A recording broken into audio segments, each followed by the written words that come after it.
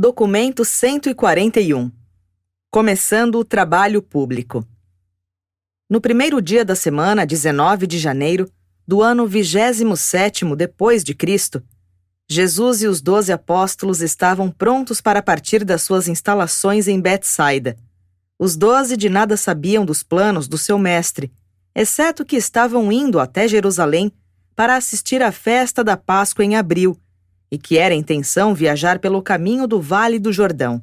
Não se afastaram da casa de Zebedeu antes de perto do meio-dia, porque as famílias dos apóstolos e outros discípulos vieram para despedir-se e desejar que eles se dessem bem no novo trabalho que iam começar. Pouco antes de partir, os apóstolos se perderam do mestre e André foi atrás dele. Depois de uma busca breve, encontrou-o assentado em um barco na praia. Jesus estava chorando. Muitas vezes, os 12 haviam visto o mestre demonstrando estar afligido e haviam presenciado em breves momentos as suas preocupações mentais sérias. Nenhum deles, entretanto, jamais o havia visto chorar. André ficou um tanto assustado de ver o mestre atingido desse modo, na véspera da partida deles para Jerusalém, e atreveu-se a chegar até Jesus e perguntar: "Neste grande dia, mestre, quando nós estamos para partir rumo a Jerusalém no intuito de proclamar o reino do Pai, por que choras? Qual de nós ter-te-ia ofendido?" E Jesus, voltando com André para junto dos 12, respondeu-lhe: "Nenhum de vós causastes essa tristeza. Eu me entristeci apenas porque ninguém da família do meu pai José lembrou-se de vir para nos desejar boa viagem." Naquele momento, Ruth estava visitando seu irmão José em Nazaré. Outros membros da sua família mantiveram-se afastados por orgulho, desapontamento, mal-entendidos ou pequenos ressentimentos que eles se permitiam terem resultado de mágoas. 1.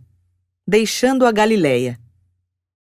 Cafarnaum não era distante de Tiberíades, e o renome de Jesus havia começado a espalhar-se bastante em toda a Galileia, indo mesmo até locais mais distantes. Jesus sabia que Herodes logo seria informado sobre o seu trabalho. Desse modo, julgou que fosse melhor viajar para o sul e pela Judéia, com os apóstolos. Um grupo de mais de 100 crentes desejava ir junto com eles, mas Jesus falou-lhes, suplicando a eles que não acompanhassem o grupo apostólico na sua jornada Rio Jordão abaixo. Embora assentissem em permanecer quietos, muitos deles acabaram indo atrás do mestre depois de alguns dias. No primeiro dia, Jesus e os apóstolos seguiram somente até Tariqueia, onde pousaram naquela noite. No dia seguinte, viajaram até um ponto no Jordão, perto de Pela, onde João havia pregado cerca de 1 ano atrás, onde Jesus tinha recebido o batismo. Ali pousaram por mais de 2 semanas, ensinando e pregando. Ao fim da primeira semana, várias centenas de pessoas procedentes da Galileia, Fenícia, Síria, Decápolis, Pérea e Judéia tinham se agrupado em um acampamento perto de onde estavam Jesus e os 12. Jesus não fez nenhum sermão público. André dividiu a multidão e designou os pregadores para as reuniões da manhã e da tarde. Depois da refeição da noite, Jesus falou aos 12. Ele não lhes ensinou nada de novo, mas repassou o seu ensinamento anterior e respondeu às muitas perguntas deles. Numa dessas noites, ele disse aos 12 algo sobre os 40 dias que passara na montanha perto daquele lugar. Muitos daqueles que vieram da Pérea e Judéia haviam sido batizados por João e estavam interessados em saber mais a respeito dos ensinamentos de Jesus. Os apóstolos conseguiram grande progresso ensinando aos discípulos de João, pois de nenhum modo eles depreciaram as pregações de João. E também, desta vez, eles nem mesmo batizaram seus novos discípulos.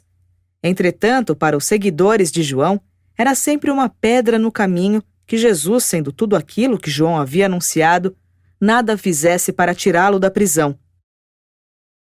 Os discípulos de João nunca puderam compreender por que Jesus não impediu a morte cruel do seu amado líder.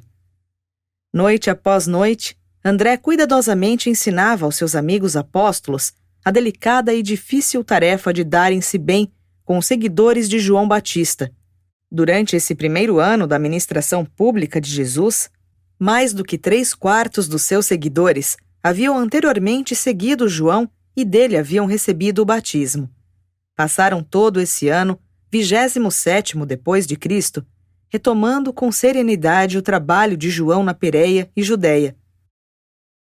2. A lei de Deus e a vontade do Pai.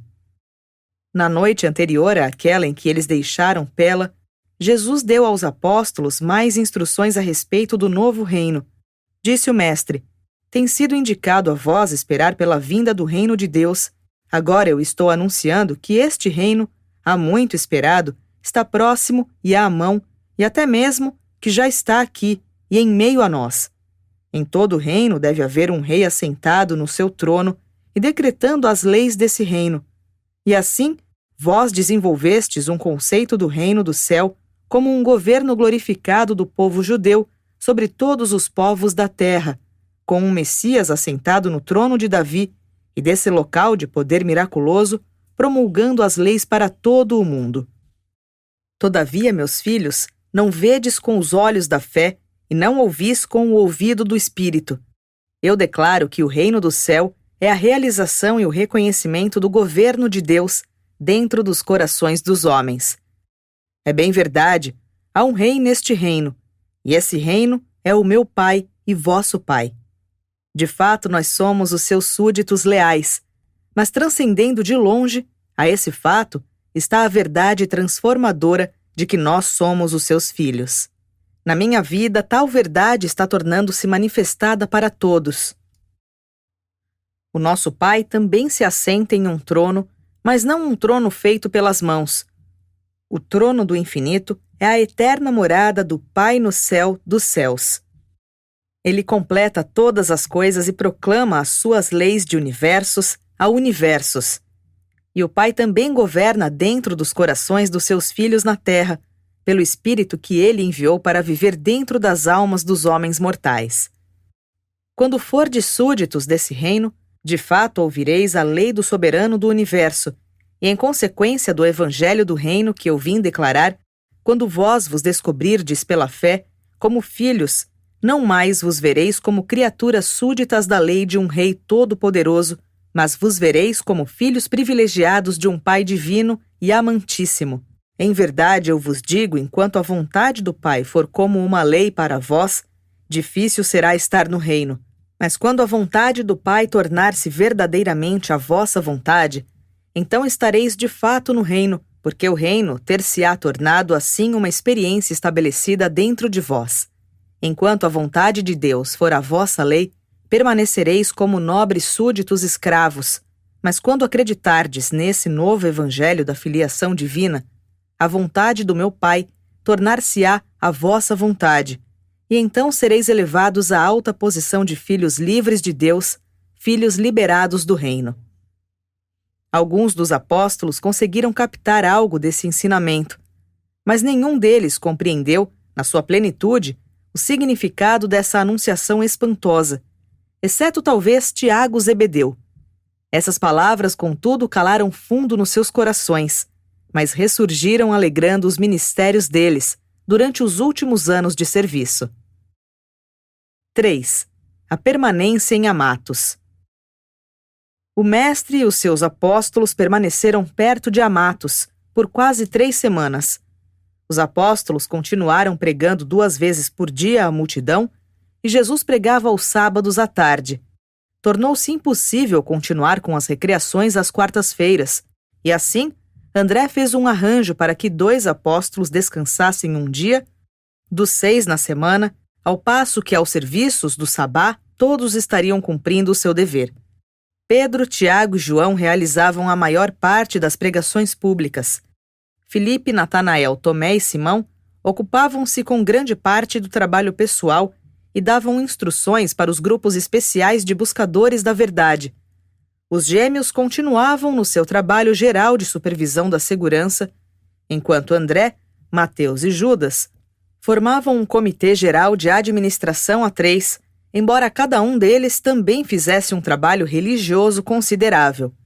André estava bastante ocupado com a tarefa de desfazer o mal-entendidos e desacordos constantes e repetidos entre os discípulos de João e os discípulos mais recentes de Jesus. Situações sérias surgiam de poucos em poucos dias, mas André, com a assistência do corpo de apóstolos, conseguia fazer com que as partes em contenda chegassem a alguma espécie de acordo, temporariamente ao menos. Jesus recusava-se a participar de qualquer dessas conversas e também não daria nenhum conselho sobre como fazer os acordos adequados para essas dificuldades. Nem mesmo uma vez ele ofereceu sugestão de como os apóstolos deviam resolver tais questões desconcertantes.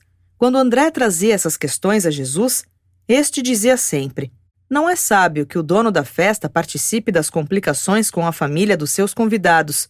Um pai sábio nunca toma partido das pequenas rixas entre os seus próprios filhos." O mestre demonstrou uma grande sabedoria e manifestou perfeita equidade em todas as suas condutas para com os seus apóstolos e para com todos os seus discípulos. Jesus era verdadeiramente um mestre para os homens. Ele exerceu grande influência sobre o seu semelhante humano, porque a sua personalidade combinava encanto e força. Havia uma influência sutil de comando na sua vida austera, nômade e sem lar. Havia uma atração intelectual e um poder de atração espiritual na sua maneira de ensinar com autoridade, na sua lógica lúcida, na sua força de raciocínio, na sagacidade do seu discernimento, na agilidade da sua mente, no seu equilíbrio sem par e na sua tolerância sublime. Ele era simples, varonil, honesto e destemido. Junto a toda essa influência física e intelectual, manifestada pela simples presença do mestre, havia também todos os encantos espirituais do ser, que se tornaram inerentes à sua personalidade: paciência, ternura, mansidão, doçura e humildade. Jesus de Nazaré era de fato uma pessoa forte e poderosa. Ele era um poder intelectual e uma fortaleza espiritual. A sua personalidade era de um grande apelo não só para as mulheres voltadas para a espiritualidade, entre os seus seguidores, mas também para o instruído e intelectual Nicodemos e para o duro soldado romano, o capitão da guarda parado junto à cruz, e que, quando terminara de ver o mestre morrer, disse: "Verdadeiramente esse foi um filho de Deus." E os rudes e vigorosos pescadores galileus chamavam-no de mestre. As pinturas retratando Jesus têm sido bastante infelizes. Essas pinturas do Cristo têm exercido uma influência deletéria sobre a juventude. Os mercadores do templo dificilmente teriam fugido diante de Jesus, caso ele tivesse sido um homem tal como os vossos artistas têm-no retratado usualmente. A sua masculinidade era cheia de dignidade, ele era bom, e isso era natural. Jesus não posava como um místico suave, doce, gentil e bom. O seu ensinamento era de um dinamismo impressionante. Ele não apenas tinha boas intenções, mas realmente percorria os lugares fazendo o bem. O mestre nunca disse: "Vinde a mim todos vós que sois indolentes e todos vós que sois sonhadores." No entanto, muitas vezes disse: "Vinde a mim todos vós que trabalhais, e eu vos darei descanso, força espiritual." O jugo do mestre realmente é leve, mas ainda assim ele nunca o impõe. Cada indivíduo deve tomar esse jugo pela sua própria e livre vontade. Jesus retratou a conquista pelo sacrifício, o sacrifício do orgulho e do egoísmo. Ao mostrar misericórdia, ele almejava retratar a libertação espiritual de todos os ressentimentos, mágoas, raiva, ambição de poder pessoal e vingança. E quando ele dizia: "Não resistais ao mal", não era com a intenção de buscar desculpas para o pecado, nem de aconselhar a confraternização com a iniquidade, conforme explicou mais tarde. Ele tinha a intenção de ensinar mais ainda o perdão, de não resistir ao mau tratamento infligido à vossa personalidade, aos ferimentos profundos causados aos vossos sentimentos de dignidade pessoal. 4. Ensinando sobre o Pai. Enquanto permanecia em Amatos, Jesus passou muito tempo com os apóstolos, instruindo-os sobre o novo conceito de Deus. De novo e de novo, ele tentava imprimir neles a ideia de que Deus é um pai, não um guarda-livros grande e supremo que está preocupado mais em registrar os males causados pelos seus filhos errantes da terra, em fazer os registros dos seus pecados e perversidades, para serem usados contra eles, quando ele for julgá-los posteriormente como o juiz justo de toda a criação. Os judeus tinham já, havia muito tempo, concebido Deus como um rei que se sobrepunha a tudo, até mesmo como um pai da nação, mas nunca antes um grande número de mortais havia alimentado a ideia de Deus como um pai cheio de amor pelo indivíduo. A pergunta de Tomé, quem é esse Deus do reino? Jesus respondeu, Deus é o vosso Pai e a religião, meu evangelho, nada mais é, nem nada menos, do que o reconhecimento crente da verdade de que vós sois os filhos dele. E eu estou aqui entre vós na carne para tornar claras ambas essas ideias, por meio da minha vida e dos meus ensinamentos. Jesus também buscou libertar as mentes dos seus apóstolos da ideia de oferecer sacrifícios animais como um dever religioso. Aqueles homens, no entanto, instruídos na religião do sacrifício diário, eram lentos para compreender o que ele queria dizer. Contudo, o mestre nunca se cansou, nem se aborreceu durante a ministração do seu ensinamento. Quando ele não conseguia alcançar as mentes de todos os apóstolos por meio de uma ilustração, ele repetia a sua mensagem e empregaria um outro tipo de parábola com o propósito de esclarecê-los. Nessa época, Jesus começou a ensinar mais plenamente aos 12 a respeito da missão que eles tinham de confortar os aflitos e de ministrar aos doentes. O mestre ensinou-lhes muito sobre o homem, como um todo, a união do corpo, mente e espírito, que formam o homem ou a mulher individualmente. Jesus falou aos seus colaboradores sobre as 3 formas de aflição que eles encontrariam e explicou como eles deveriam ministrar a todos aqueles que sofrem as tristezas das doenças humanas. Ele ensinou-lhes a reconhecer 1. As doenças da carne, aquelas aflições consideradas comumente como sendo as doenças físicas. 2. As mentes perturbadas, aquelas aflições não físicas que foram consideradas posteriormente como dificuldades e perturbações emocionais e mentais. 3. A possessão de espíritos malignos. Em várias ocasiões, Jesus explicou aos seus apóstolos sobre a natureza e algo a respeito da origem desses espíritos maus, também chamados naquela época de espíritos impuros. O mestre bem sabia a diferença entre a posse dos espíritos malignos e a insanidade, mas os apóstolos não sabiam.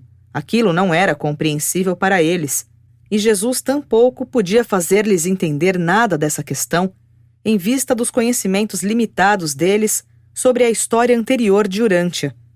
Por muitas vezes, todavia, Jesus disse-lhes aludindo a tais espíritos malignos: Eles não mais molestarão os homens quando eu tiver ascendido ao meu Pai no céu, e depois que eu houver efundido o meu espírito sobre toda a carne, na época em que o reino virá em grande poder e glória espiritual. De semana a semana e de mês a mês, durante todo esse ano, os apóstolos deram mais e mais atenção à ministração da cura aos doentes. 5. A unidade espiritual. Uma das palestras noturnas mais movimentadas de Amatus foi a reunião em que se discutiu sobre a unidade espiritual. Tiago Zebedeu havia perguntado: Mestre, como aprenderemos a ver de um modo igual, para assim desfrutarmos de maior harmonia entre nós próprios? Quando Jesus ouviu essa pergunta, ficou tão tocado dentro do seu espírito que respondeu: Tiago, Tiago, quando foi que eu ensinei a vós que devesseis ver tudo do mesmo modo? Eu vim ao mundo para proclamar a liberdade espiritual, com o fito de que os mortais pudessem ter o poder de viver vidas individuais, de originalidade e de liberdade diante de Deus. Eu não desejo que a harmonia social e a paz fraterna sejam compradas com o sacrifício da livre personalidade e da originalidade espiritual. Eu que vos peço, meus apóstolos, é a unidade espiritual, e isso vós podeis experimentar na alegria da vossa dedicação unida a fazer de todo o coração a vontade do meu Pai no céu.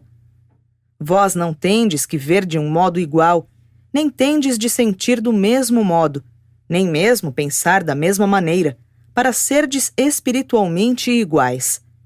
A unidade espiritual deriva-se da consciência de que cada um de vós é residido e crescentemente dominado pela dádiva espiritual do Pai Celeste. A vossa harmonia apostólica deve crescer do fato de que a esperança espiritual de todos vós é idêntica pela origem, natureza e destino. Desse modo, podeis experienciar a unidade perfeccionada de propósito espiritual e compreensão espiritual, que nasce da consciência comum da identidade dos vossos espíritos residentes vindos do paraíso. E podeis desfrutar de toda a profunda unidade espiritual, mesmo havendo grande diversidade entre vossas atitudes individuais de pensamento intelectual, sentimentos, temperamento e conduta social.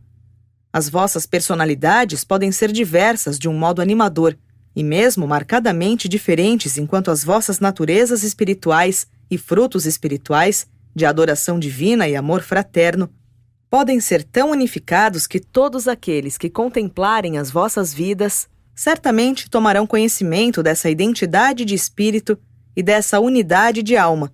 Eles irão reconhecer que vós estivestes comigo e que por meio desse fato, e de um modo aceitável, aprendestes como fazer a vontade do Pai no céu.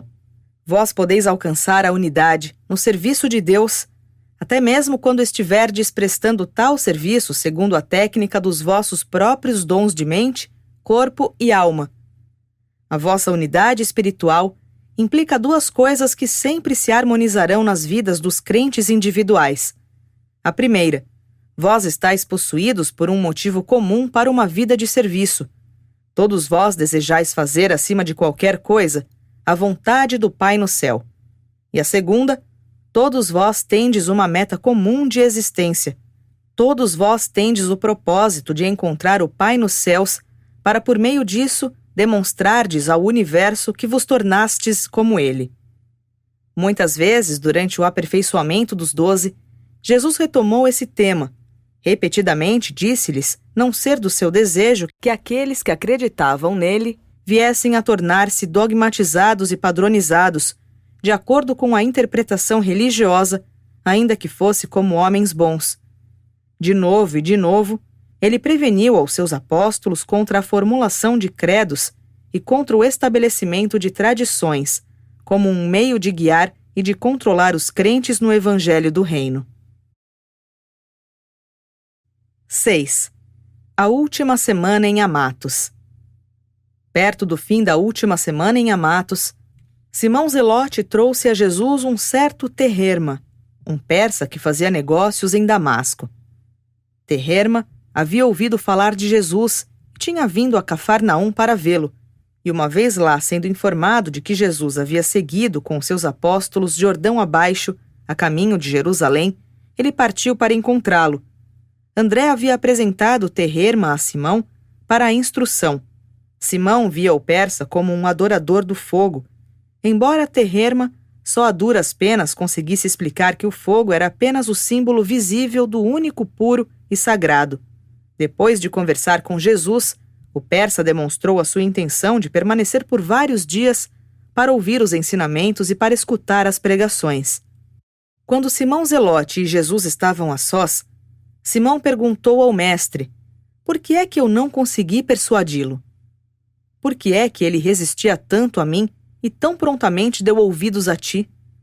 Jesus respondeu: Simão, Simão, quantas vezes eu te ensinei sobre abster-te de qualquer esforço para tirar algo de dentro dos corações daqueles que buscam a salvação? Quão frequentemente eu não tenho dito a ti para trabalhar apenas para colocar algo dentro dessas almas famintas? Conduze os homens ao reino, e as verdades grandes e vivas do reino em breve expulsarão todos os erros sérios. Quando tiveres apresentado ao homem mortal as boas novas de que Deus é o Pai dele, tu poderás, com mais facilidade, persuadi-lo de que ele é, em realidade, um filho de Deus. E tendo feito isso, tu terás trazido a luz da salvação para aquele que estava nas trevas. Simão, quando o Filho do Homem chegou a ti pela primeira vez, ele chegou denunciando Moisés e os profetas na proclamação de um novo e melhor caminho de vida? Não.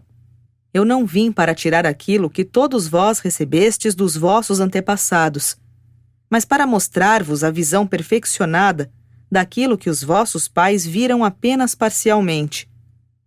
Vai então, Simão, ensinar sobre o reino e pregá-lo, e quando tu tiveres trazido um homem com certeza e segurança para dentro do reino, então é o momento quando ele vier a ti com perguntas, de dar-lhe a instrução que tem a ver com o avanço progressivo da alma para dentro do reino divino.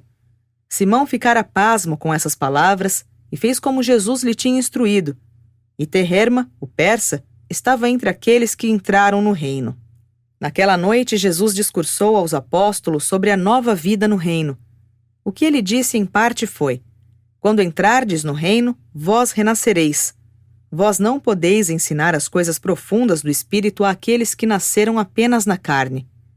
Vede primeiro se os homens nasceram para o Espírito, antes de tentardes instruí-los nos caminhos avançados do Espírito. Não deveis tentar evidenciar as belezas do templo para os homens, sem terdes antes levado-os até o templo. Apresentai a Deus os homens como filhos de Deus, antes de discursar sobre as doutrinas da paternidade de Deus e a filiação dos homens. Não disputeis com os homens. Sede pacientes, sempre. O reino não é vosso, sois apenas os embaixadores. Simplesmente proclamai que esse é o reino do céu. Deus é o vosso Pai, e vós sois os seus filhos. E essa é a boa nova. Se acreditardes nela de todo o coração, ela será a vossa salvação eterna. Os apóstolos fizeram um grande progresso durante a permanência em Amatos. No entanto, ficaram muito decepcionados porque Jesus não deu a eles nenhuma sugestão sobre como lidar com os discípulos de João. Mesmo sobre a importante questão do batismo, tudo o que Jesus disse foi: de fato, João batizou com a água, mas quando entrardes no reino do céu, vós sereis batizados com o Espírito. 7. Em Betânia, além do Jordão. Aos 26 de fevereiro, Jesus, os seus apóstolos e um grande grupo de seguidores viajaram Jordão abaixo até um val perto de Betânia, na Pérea, local onde João fizera a primeira proclamação do reino vindouro. Junto com os seus apóstolos, Jesus permaneceu ali, ensinando e pregando durante 4 semanas, antes de irem todos para Jerusalém. Na segunda semana de permanência em Betânia, além do Jordão, Jesus levou Pedro, Tiago e João até as colinas, depois do rio ao sul de Jericó, para um descanso de 3 dias. O Mestre ensinou aos 3 muitas verdades novas e avançadas sobre o reino do céu. Com o propósito de fazer o registro desses ensinamentos, nós os reorganizamos e classificamos como a seguir. Jesus empenhou-se em deixar clara sua vontade de que, havendo provado das boas realidades espirituais do reino, os discípulos vivessem no mundo de tal modo que os homens, vendo a vida deles, se tornassem conscientes do reino e, consequentemente, fossem levados a perguntar aos crentes sobre os caminhos para o reino. E todos esses buscadores sinceros da verdade, de fato, ficaram alegres ao ouvir as boas novas sobre a dádiva da fé que assegura a admissão ao reino com as suas realidades espirituais eternas e divinas.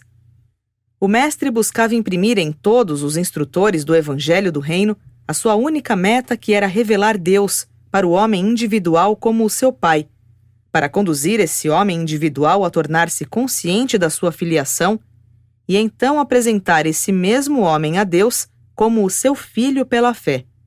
Ambas essas revelações essenciais são realizadas em Jesus. Ele tornou-se de fato o caminho, a verdade e a vida. A religião de Jesus era inteiramente baseada na sua vida de auto-outorga na terra.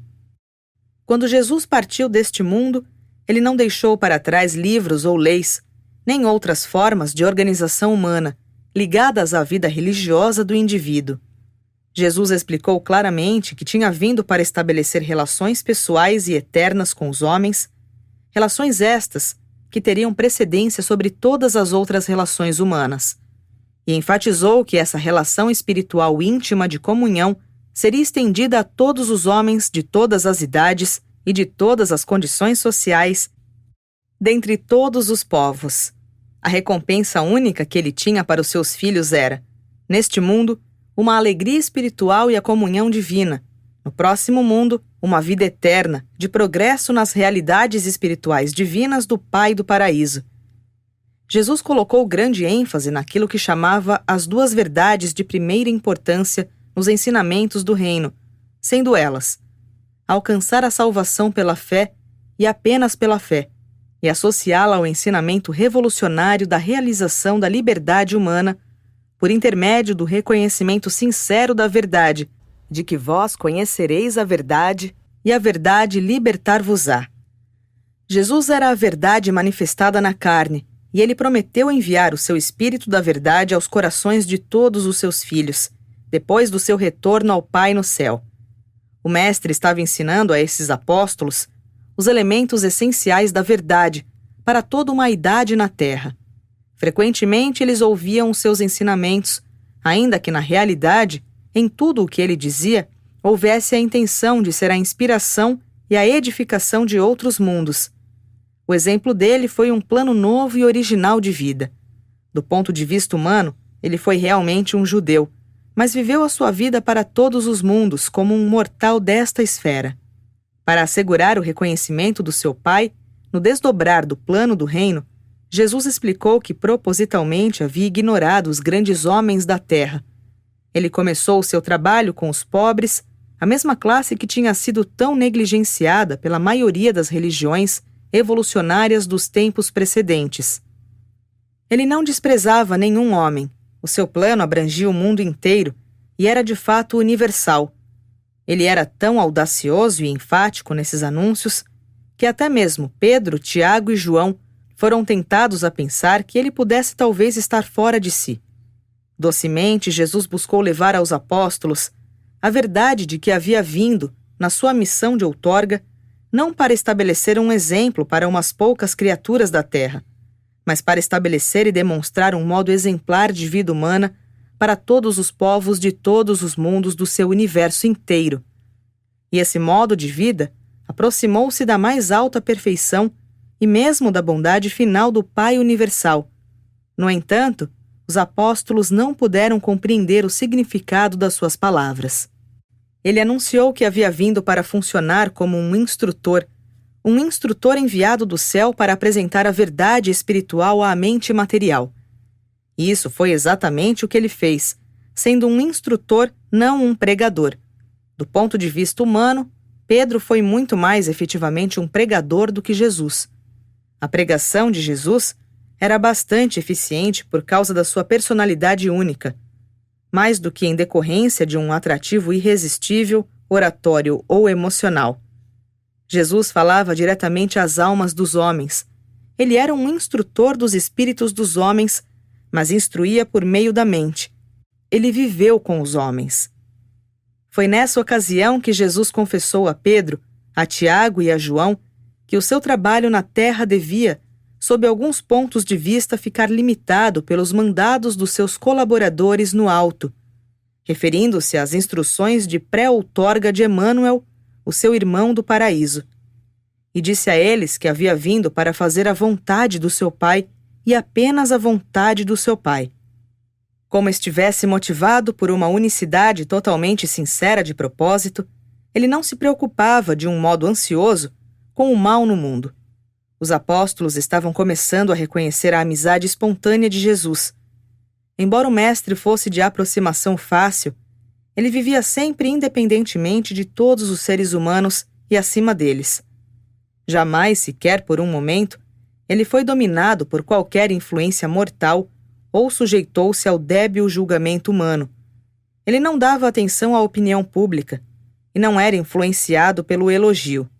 Raramente perdia tempo em corrigir mal-entendidos ou se ressentia com as apresentações falsas dos fatos. Nunca pediu conselhos a nenhum homem, nem fez pedidos de preces. Tiago ficava maravilhado de ver como Jesus parecia antever o fim a partir de um simples começo. O mestre raramente parecia surpreender-se. Nunca se mostrava agitado, vexado ou desconcertado. Ele nunca precisou pedir desculpas a nenhum homem. Algumas vezes ficava triste, mas nunca desalentado. João reconhecia claramente que, não obstante todos os seus dons divinos, ele era humano, afinal. Jesus viveu como um homem entre os homens e compreendeu os homens, amou-os e sabia como comandá-los. Na sua vida pessoal, era tão humano quanto incapaz de errar. E era sempre altruísta. Embora Pedro, Tiago e João não pudessem compreender muito do que Jesus dizia, nessa ocasião as suas palavras plenas de graça gravaram-se nos corações deles, e depois da crucificação e da ressurreição, elas ressurgiram para enriquecer grandemente e alegrar as suas ministrações posteriores. Não é de se admirar que esses apóstolos não tenham compreendido as palavras do Mestre, pois ele estava projetando sobre eles o plano de uma nova idade. 8. Trabalhando em Jericó. Durante a permanência de 4 semanas em Betânia, além do Jordão, várias vezes por semana, André designaria duplas apostólicas para irem a Jericó, por um dia ou 2. João tinha muitos crentes em Jericó, e a maioria deles recebia bem os ensinamentos mais avançados de Jesus e dos seus apóstolos. Nessas visitas a Jericó, os apóstolos começaram mais especificamente a cumprir as instruções de Jesus de que ministrassem aos doentes. Eles visitavam cada casa da cidade e procuravam confortar todas as pessoas afligidas. Os apóstolos realizavam algum trabalho público em Jericó, mas os seus esforços eram principalmente de natureza mais silenciosa e pessoal. Agora eles faziam a descoberta de que as boas novas do reino eram muito confortantes para os doentes, que a sua mensagem trazia a cura aos afligidos. E foi em Jericó que a missão dada por Jesus aos 12, de pregar as boas novas do reino e ministrar aos aflitos, foi pela primeira vez levada a efeito. Eles pararam em Jericó a caminho de Jerusalém e foram surpreendidos por uma delegação da Mesopotâmia que havia vindo para conversar com Jesus. Os apóstolos haviam planejado passar apenas um dia ali, mas quando chegaram esses buscadores da verdade vindos do leste, Jesus passou 3 dias com eles e eles voltaram para suas casas ao longo do Eufrates, felizes com o conhecimento das novas verdades sobre o reino do céu. 9. Partindo para Jerusalém. Na segunda-feira, o último dia de março, Jesus e os apóstolos começaram a sua viagem de subida das colinas até Jerusalém. Lázaro de Betânia havia descido até o Jordão 2 vezes para ver Jesus, e todos os arranjos haviam sido feitos para que o Mestre e os seus apóstolos tivessem o seu centro de operações na casa de Lázaro e das suas 2 irmãs em Betânia, enquanto quisessem permanecer em Jerusalém.